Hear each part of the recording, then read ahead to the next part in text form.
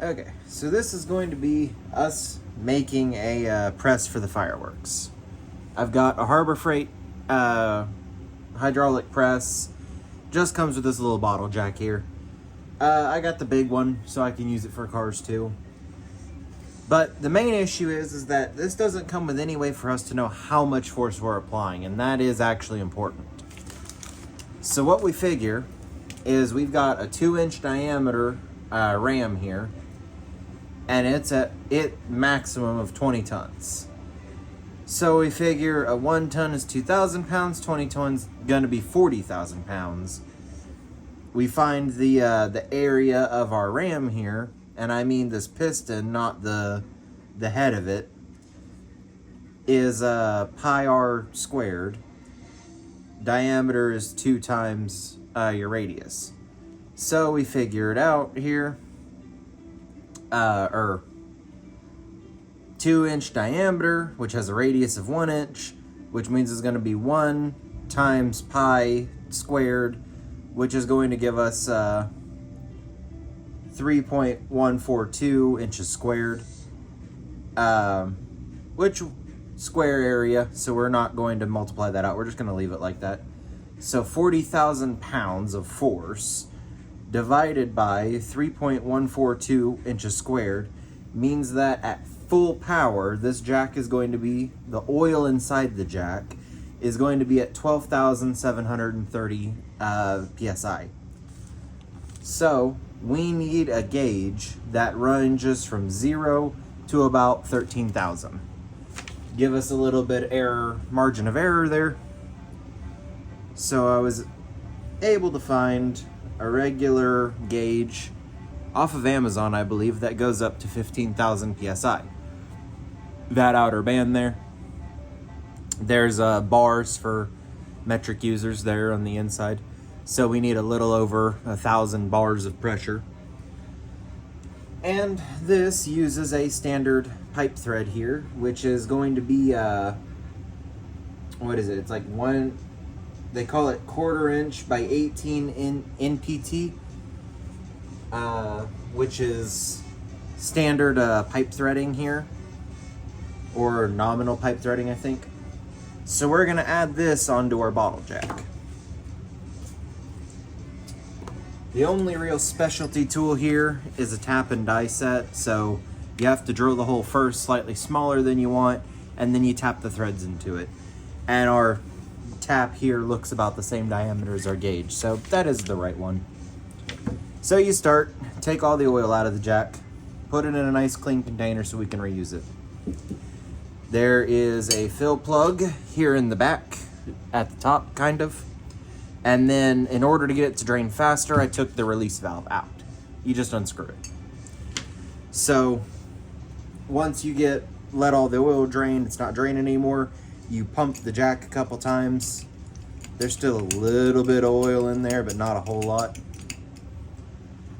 So the way to disassemble these is we're not really going to do anything to the ram. The first thing we need to worry about is this bushing here. So this is actually about a 2.5 inch bushing, I believe. So if you don't happen to have a wrench that'll work like that, you can get one of these chain vices, toss it around here, hook it on, make sure it doesn't slip. And then when you tighten this down, this may actually be just enough force to break it loose. Throwing this in a jack or another press will actually help stop it from moving. But this is a way to do this if you really don't have a better method. And then the other trick to this is normally these actually aren't all that tight. The main thing that you'll run into is just finding a big enough wrench, honestly. See, I can't even pull that in because that's kind of bricked up. Because this isn't like a bolt where you have to torque it to a spec and keep it tight for it to work. This is gaskets and bushings. Guskets, yes, a bushing and a gasket rolled together. And, yeah, see, I'm already having fun with that. So it's not the best method, but it is an available method. wonder if I try to lower down a little bit. And then I also have seen bottle jacks where this nut is actually part of your case. And on those ones, you can actually come down here on the sidewall. I don't know whether or not this one does that yet, so I'm not going to try that.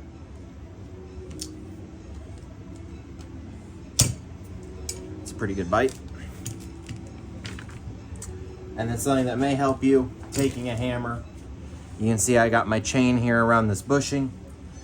Because this is the Harbor Freight stand, it actually has drill holes in it already where it drills into the stand. So I will actually go throw this on the press.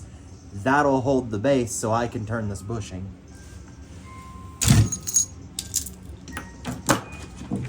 And then barring that, the biggest monkey wrench I have opens just wide enough to be able to grab that. And what does it say here? It's actually got measurements, so it goes up to about 3 inches. So yeah, this is sitting right there at about 2. So I'll chuck this in the press because it's closer than a vise is. And then I might try the chain clamp because I don't want these teeth to bite into this and fuck it up real bad. But we'll spin this off here, get it loose at least, and then we can disassemble further. The monkey wrench was easier because the awesome amount of leverage that it provides. With that chain vise, I was going to need a breaker bar. Imagine that, 6 inches of leverage made a difference compared to 3 feet of leverage. And this is just your adjuster on the screw here. We're really not going to do anything with that. It doesn't actually screw out, although it is possible to remove it. I just don't see a reason.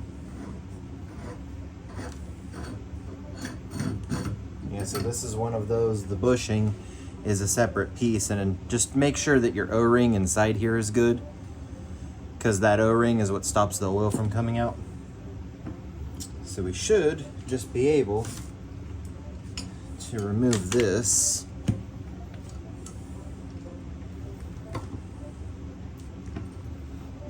Oh no. What may also help here, so this is where your release valve goes. This is your overpressure safety normally. Now this can be spring loaded, so be careful.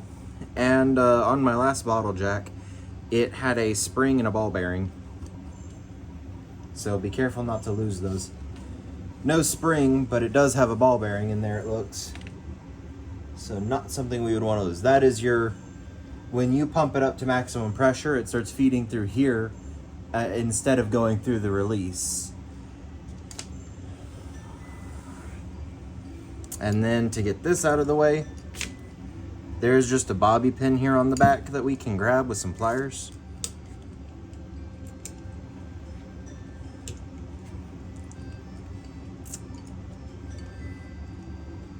It's not bent real well, so you can just grab it and pull. That'll pop that pin out of there.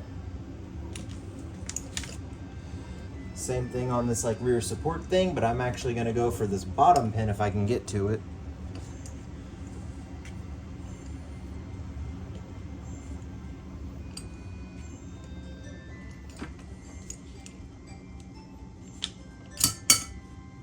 Got that one. Pull that second pin out, and our whole little lever assembly here for pumping up comes out. So this is just a regular hex nut, so we can just unscrew that, should our heart desire. So in this jack, it looks like this casing here is actually screwed onto the base. But the way that most bottle jacks work is you got your fill port here on the back. This outside sleeve is filled with oil at all times.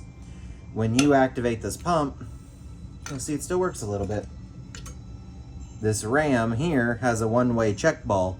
So there's a steel bearing or a ball bearing in here that lets the oil in, but it can only go into your piston, and this just packs it in there, increasing the pressure in your central sleeve here.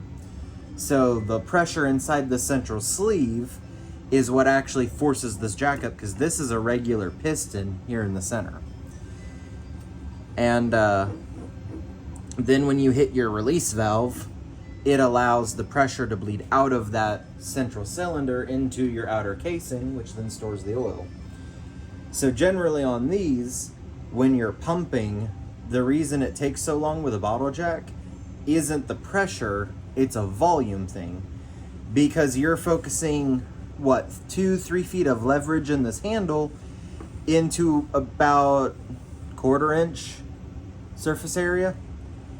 So you've got 3 feet of leverage going into a 1/4 inch. That's an insane PSI. In this case, enough to make 13,000.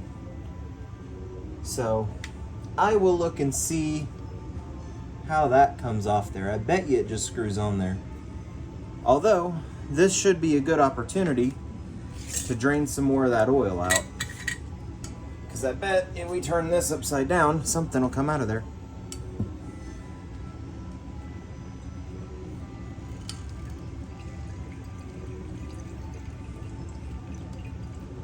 Oh, and out of the jack, out of the jack ram. So the more oil we can get out of here, the better, because that's more we get to keep for later.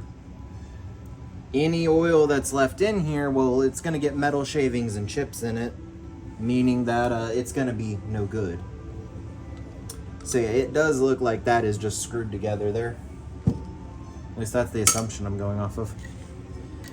That's also why I keep sealing this up, is because if this gets contaminated in any way, then it'll have to be filtered before it can be reused. But any oil left in here is going to have metal shavings and chips in it, so it cannot be reused.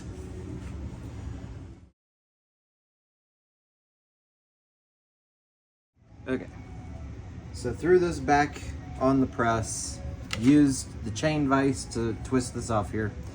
This isn't actually threaded, but it is set with a gasket. The easiest way to take it off is to twist it. And you can see where I took the handle a little out around, where I was hoping I could just grab that and pull it, but no. So this is your central ram, and then you've got this pipe here that contains your pressure. This pipe has to hold that pressure, so it's actually really tight. It may have some thread locker or something. So I actually tried, it's a little marred up now with pipe wrench marks, where I tried to use a pipe wrench to get that pipe off of there, and it didn't like that idea. So this ram, we should just be able to pull out of here. Everything's covered in oil though, so it's a little hard to get a grip on it.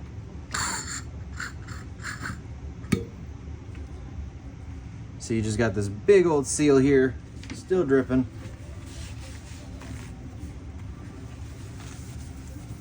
Now, this piston here has an O-ring that touches it. So we want to be really careful not to mar this surface, because if we do, it's going to start leaking. This pipe on the outside doesn't seal anything, but on the inside does.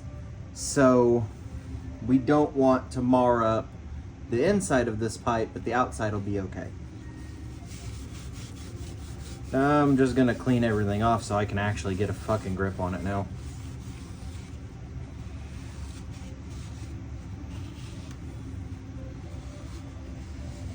Older ball presses, or older bottle jacks, used to actually have a lot of presses on them. I really can't fucking talk today, can I? Older bottle jacks had a lot of ball bearings in them. So you can kind of see down in there. I don't know if there's a way I can get the light in there that the camera can see too. But you've got these 3 holes here on the outside. So the oil flows down here into your check ball, which then gets pumped by the ram into your central cylinder. There's a relief hole in here that probably connects to both of these. So if you overpressure, this one moves out of the way, and it goes straight back into the reservoir. If you twist your release valve, it starts to flow out up through this hole and back into the cylinder. So all of our pressurized oil is going to be in here. Now this is where shit gets a little bit sketchy. So the main thing that we want with this is a nice flat spot, got some meat on it. Clearly, it's got your handle over here so it can handle the pressure. But most importantly, there shouldn't be any oil passages in here because there's nothing on this side of the jack. So if I mount this here, I can do a little bit up from the bottom, still get a pretty good thread there, and have clearance behind or underneath it so I don't have to worry about it bottoming out on something. So what I will probably do is try to drill right about here, and this groove that we sit in here goes down about 1/4 inch. So if I'm 1/4 inch below that, then I should have enough room that I don't hit that gasket, but I can go all the way into that oil chamber there, which I believe is actually deeper. So I can drill all the way into that. That'll let me put my gauge off of that side, and then I'll be able to see. So when I'm gonna go chuck this in a drill press. Whenever you're drilling metal, so metal and wood are very different to do.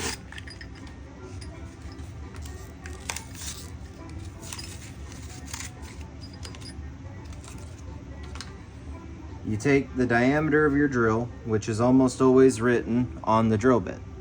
So this is a 7/16. So I will mark where the top edge of that hole needs to be, find the center below that, so it's 7/16 is going to be half that, it's going to be 7/32. And so the top of that hole, mark 7/32 below that, use a center punch to mark it, and then drill a pilot hole with an 1/8 inch bit, probably 1/4 inch on top of that, and then drill out my 7/16. Then I can bring it back in here, and with a wrench I can thread it. That way I can screw my gauge in. And then I'm hoping what I might do is actually drill a little bit of an upward angle when I do that, just to make sure I get into this channel here. Because actually, come to think of it, I could just get a tape measure.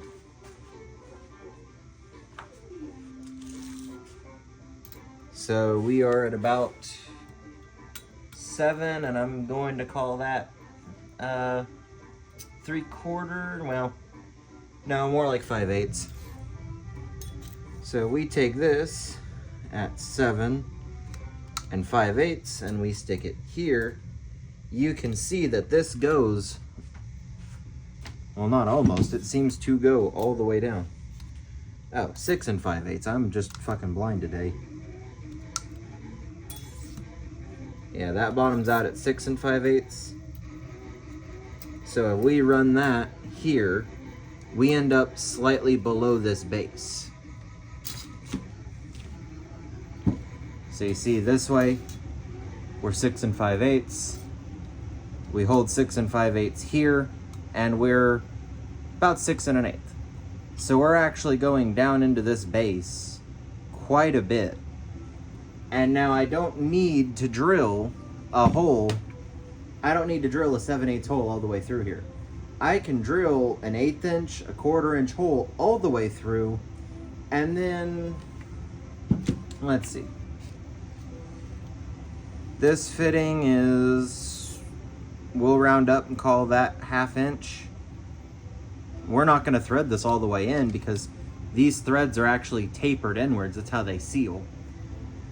So if we drill a 7/16 inch hole about, 1/2 inch in, and then we drill, say, an 1/8 or 1/4 the rest of the way, the 1/8 will be a passage so we can get our reading, but we'll have enough threaded. So the other thing you can do, it's actually a little bit easier to measure stuff if you don't use the end of the tape measure. So if you measure from not the blade, so we go all the way up, we got 3/4 of an inch, but our threads start about here, which is about 1/2 inch. So you know what? Let's call it 5/8. Measure out your drill bit. We got a 1-inch mark here. Get you some tape. I have like this orange electric tape because I really don't use it for anything. Put a wrap of that around your drill bit. Double check. That is a little bit too far. So we'll just wrap a little bit, come a little bit down. Now we started our tape line. We've got about 7/8 of an inch to the end. I'm happy with that. Snap this tape off. So now when we drill, we'll drill down to the mark. And that's the maximum our thread should go.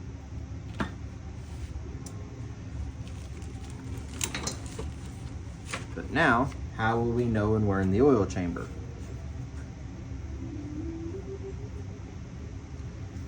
So the concept of drilling a pilot hole is we're going to use a hammer and punch to mark where we want to drill at.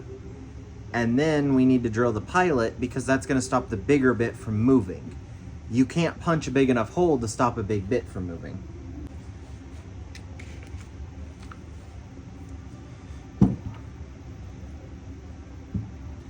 Okay, so what did we say here?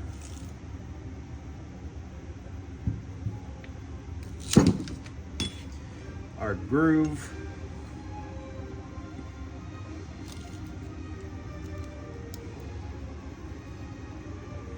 Groove's about 1/4 inch down.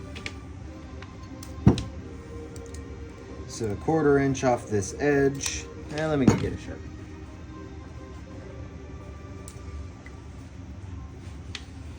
Try to turn this at an angle so it can actually be seen what I'm doing here.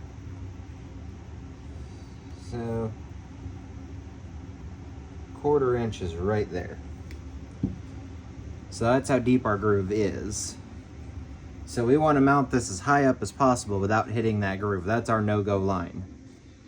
So we need to go 7/6. We need the 7/16 hole to be below that. Center of 7/16 is 732. But if you wanted to round and say 832, that goes to 4/16, which then becomes 2/8, which then becomes 1/4. So if we aim for 1/4 inch below this, we will round up to the center and give us a little margin of error. Now I want this to be centered because I want it to be nice and pretty. So we measure across our little flat here. It is 1 3/8. 1/2 of 1 is 1/2. 1/2 of 3/8 is 3/16. So we go 1, 2, 3. Put a mark there. Come back across this way. Measure out 1/2. 1, 2, 3/16. And then in between those two marks is going to be our center point.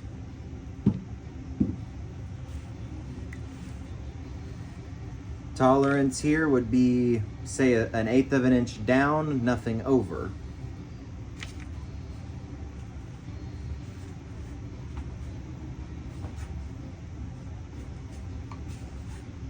So then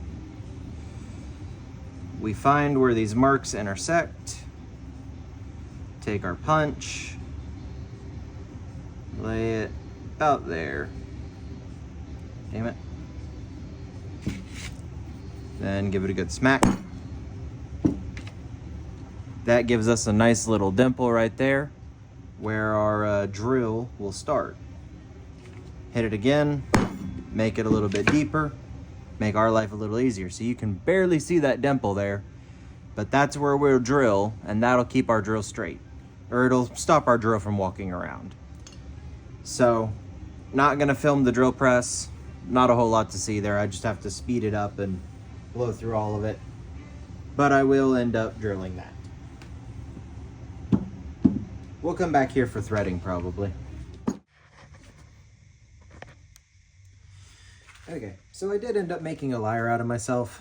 I had to go clean the vise off to throw this in there. And then you got this mating surface here, which you just have to make sure is nice and clean before you throw it back in. But that sits down against a gasket down here. And there's also a gasket that runs here for the case.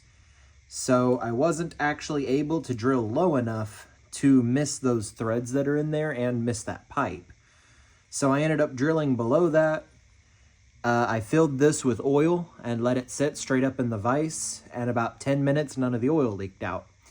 So it tells me that there are no other oil passages in here. I didn't hit anything.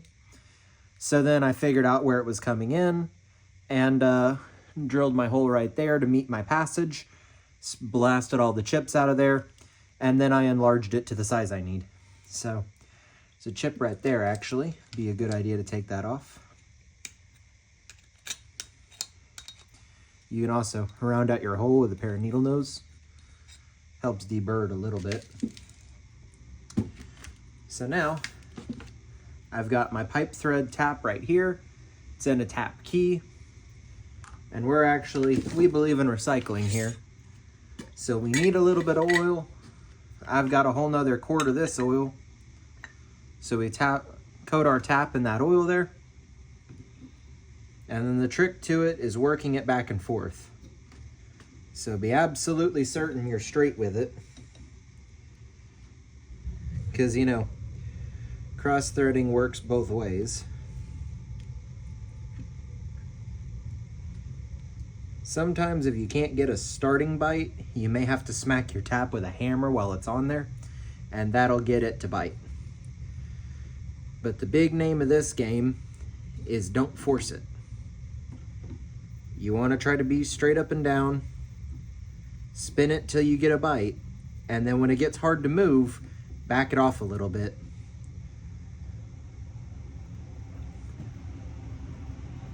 So this one doesn't want to bite. Started to get one there. And I tap by hand because I am absolutely worthless on doing it with power tools. So I've got a bite now. It gets a little hard to move right there. So we go half turn back and then keep going. Get stiff again, half turn back, keep going.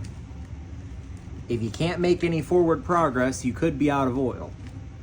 So we're just gonna keep going, because what that's doing is that's carving our threads in here, and then when we turn back, that breaks the chips off. And this is a little easier if you put it in a vise, but unfortunately, I don't have any way to hold the camera at my vise, and the vise is bolted to the table, so I can't move it either.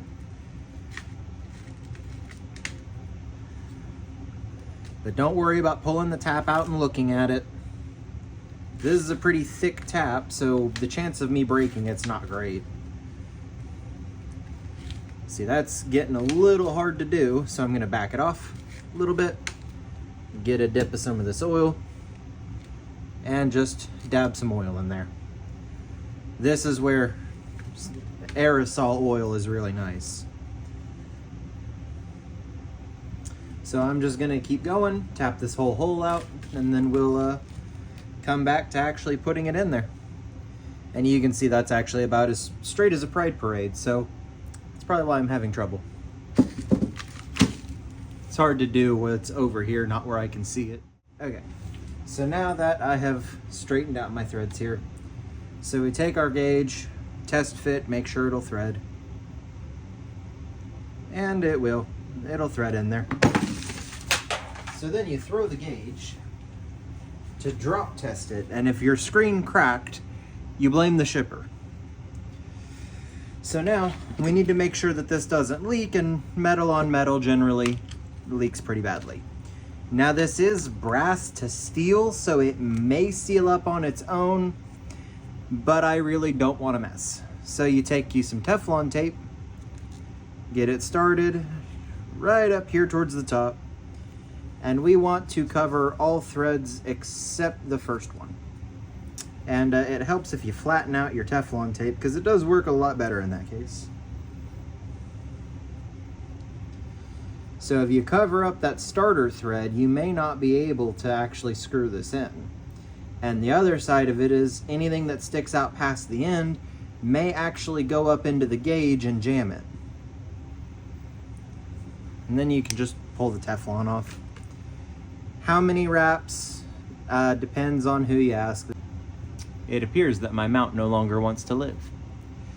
So the military says put 7 wraps on, and the only way I can remember it is if you're looking at the end, you have to go clockwise, because you're always supposed to wrap against the threads.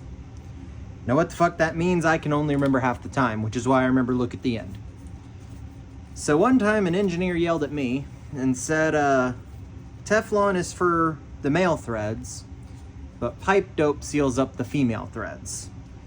So ever since that lovely conversation with the engineer with all of the social skills, I put both onto all of my fittings.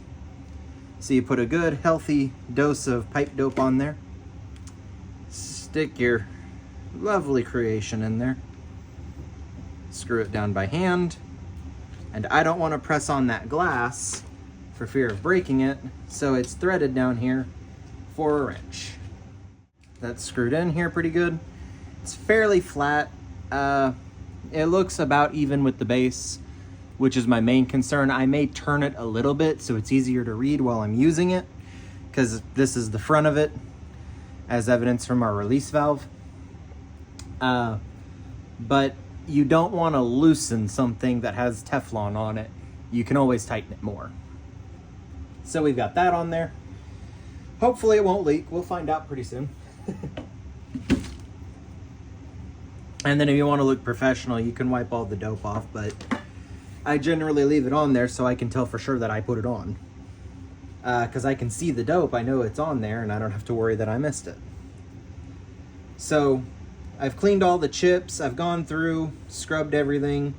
You generally want to use a cotton towel, because even like a shop towel, those blue rags you buy, they leave lint on these unchamfered edges, which can then clog up our system here. So we need to keep this as clean as possible.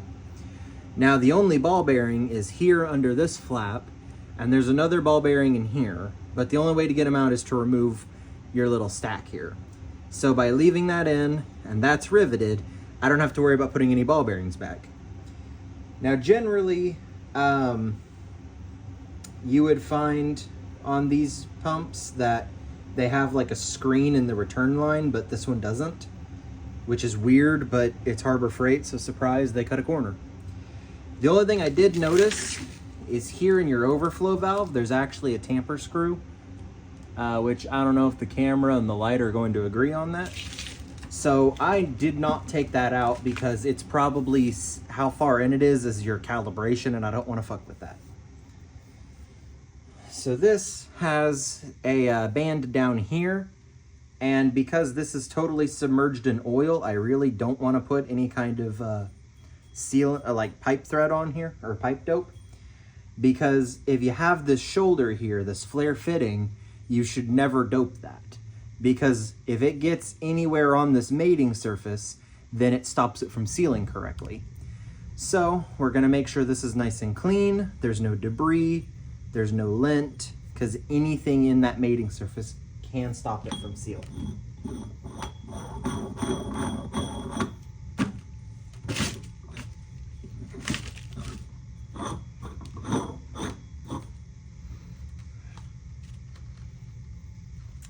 So now I will go through this on my press, and I will use the pipe wrench to tighten this down.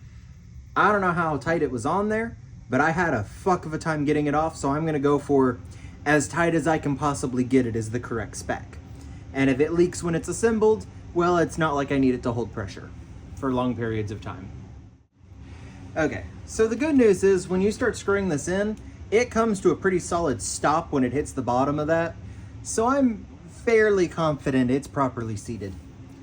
And I did have some room under the gauge, but we'll wait until after the assembly to deal with that, because why risk bumping it now? So now, assembly is just really the reverse of disassembly. So you take your casing here, keep the label out. It doesn't screw in or anything, it just pushes down in there. And then you don't have to worry about sealing it super good, because whenever we put that nut bushing on here, it's going to suck it down pretty good. So now is a good chance dip your finger in some of this this jack oil and rub it on the O-rings inside, and there's another one here on the outside. Nobody likes when you go in dry, and that includes machinery. Then I will go ahead and repeat that on this ram here. Get that bushing nice and lubed up so that I don't have to worry about it folding or catching or anything like that. And then our plunger for the jack. So my thinking here is the best way to do this is going to be setting our plunger back down, you know, right over here where you can't see. It just shoves down in there. Getting our body a little straighter than that. I would like to screw in my pressure relief valve here.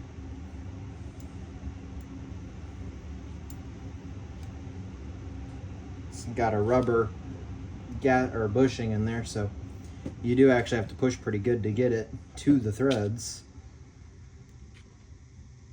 Not tight, just in there a little bit. And then our, I guess, pop off.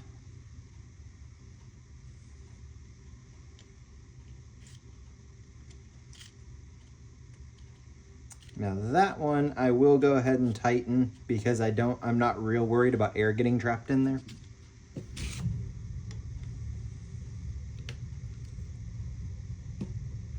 And since it has an O-ring right there at the end, I'm more worried about it leaking than I am anything else.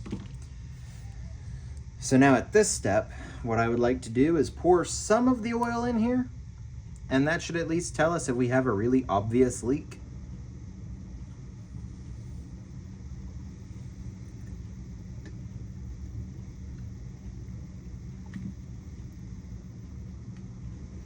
Make sure my case is down in that bushing pretty good. Now it has sucked down quite a bit, but I don't see any new puddles on the table, so I am actually hoping that that kind of worked.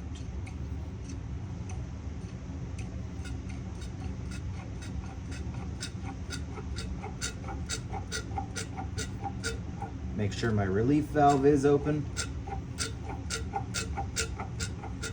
Boy, it said anti-foaming formula. I get the feeling that was a lie. Thanks, Harbor Freight.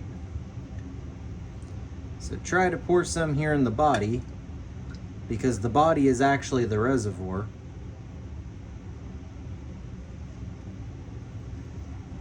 And again, we don't have any new puddles on the table, so that's good. Now it's not sucking air anymore, so I'm gonna hope that it's actually drawing oil. You can actually see the oil level inside the chamber going up. So now what we need to do is we need to throw our ram in here, and we need to do this really carefully because it's going to try to shove all of that oil in the central cylinder out into the body. Don't pull on the case to set the ram, by the way. So now that we've got the ram in there a little bit, we can go ahead and start this bushing in here.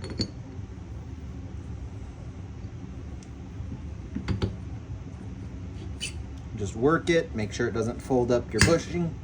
Don't stick your finger in the way either, it actually hurts a lot. So we can just snug this down now.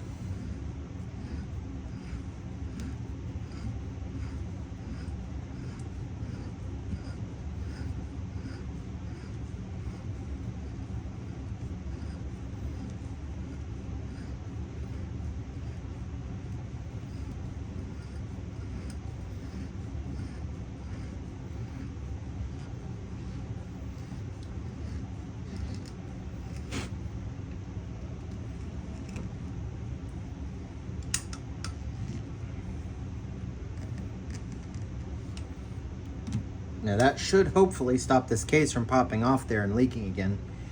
So we want to leave the fill plug out for now because we do want the air to vent out the back. All the air is going to come out there. So we want to push this ram down nice and slow. Try to push all the air out.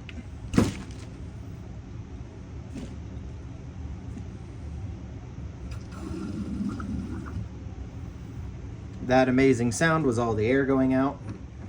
So now I should be able to screw this back down on here, because I really don't need it extended anymore. Tighten down the bushing as much as I can, because I think we still have a small leak right in here. It might be my imagination. But I am going to go ahead and reassemble our jack here. Take that.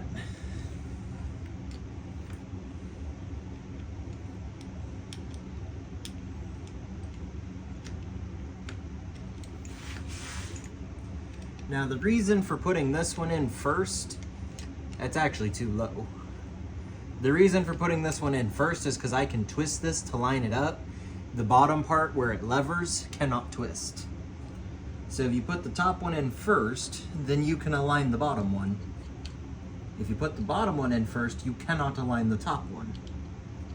So it ends up being a kind of pick your battle.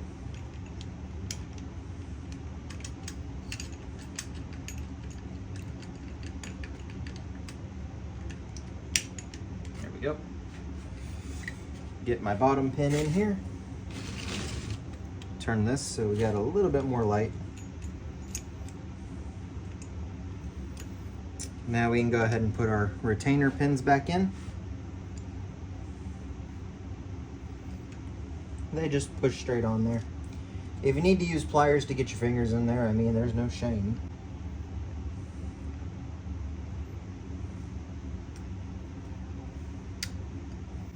There's our pins in.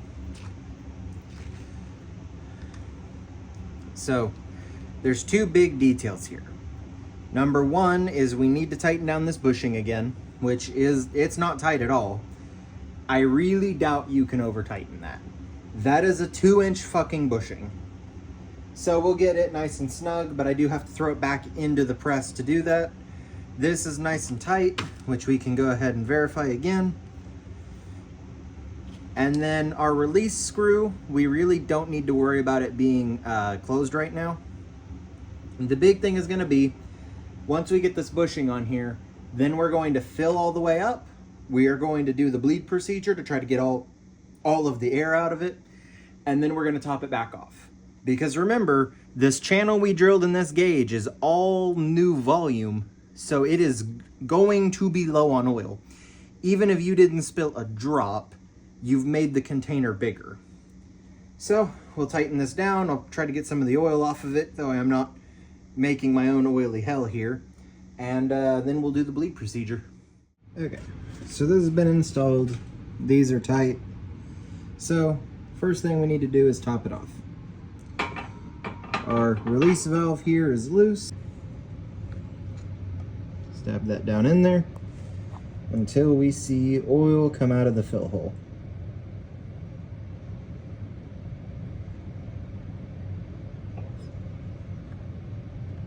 Thirsty bitch.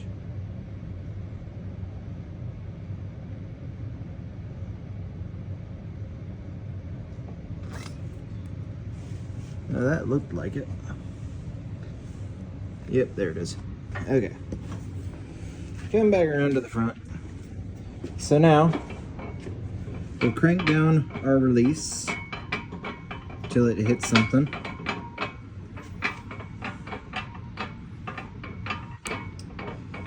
Occurs to me, I probably need to be going like this because I am stupid. So this is to a stop. We will open it. Probably 2 full turns. Now you take your handle and the saddle here and you just pump. It's not about how many times, it's about going fast. I'm gonna say that's hopefully it bled. So now we tighten our drain port. This is actually a lot harder to do, both one-handed and staring through a camera. Okay, so now we've got this topped off. I've turned my gauge a little so it's easier to see. Remember, our maximum pressure should be about 13,000. So we've got our press blocks here, closed the release. So now we're just going to, this should immediately start moving. And it looks like it is. So we've done something right. Oh yeah, and the bleeding instructions are right there on the jack if you needed those.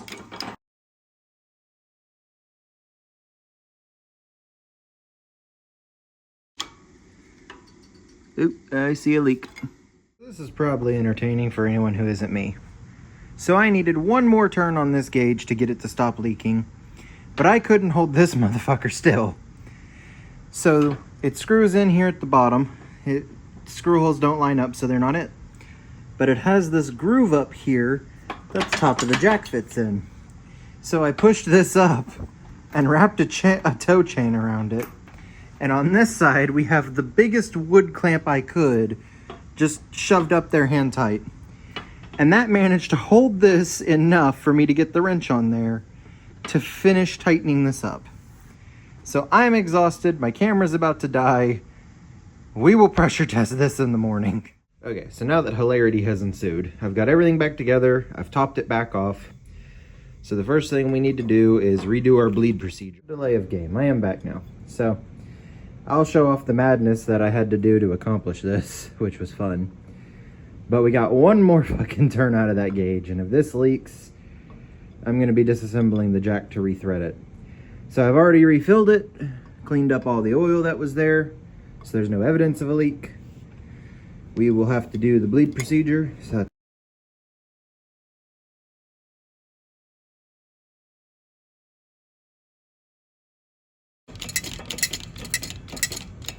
Okay, so we have contacts, and now what we're looking for is when this ram goes down, it shouldn't come up.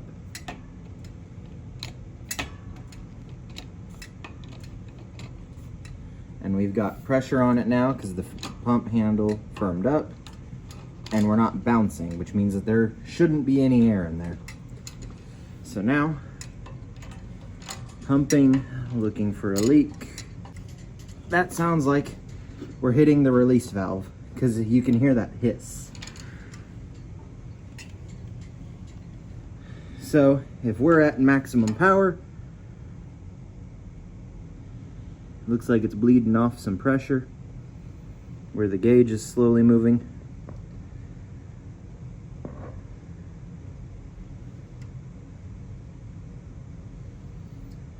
And it has in fact stopped at, that looks like 11,000 pounds.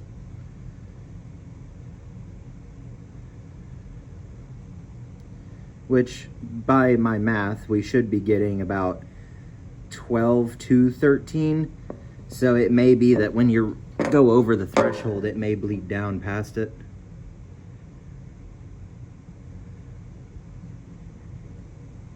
Because, yeah, that's slowly bleeding back down to 11.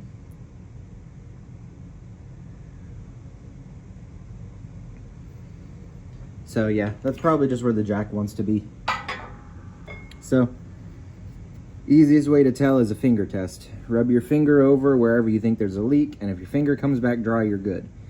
This looks wet, but it's actually that rubber seal in there that looks wet. Down here, bone dry. A little bit of pipe dope, but no oil. So it appears that we are good. It could also be we ran out of oil, but the oil level should be right, so I doubt that's it. If it is, though, then we'd be pumping air into the system, and that'd be bad. So what I'm going to do is I'm going to let this sit here for, I don't know, a couple minutes. In all reality, whenever the hell I come back to it. Probably about 5 minutes, at least. We're down to 10,000, but I don't see any leaks. I'll check a little bit better when I'm not looking through a phone screen, and then we'll come back and double check everything.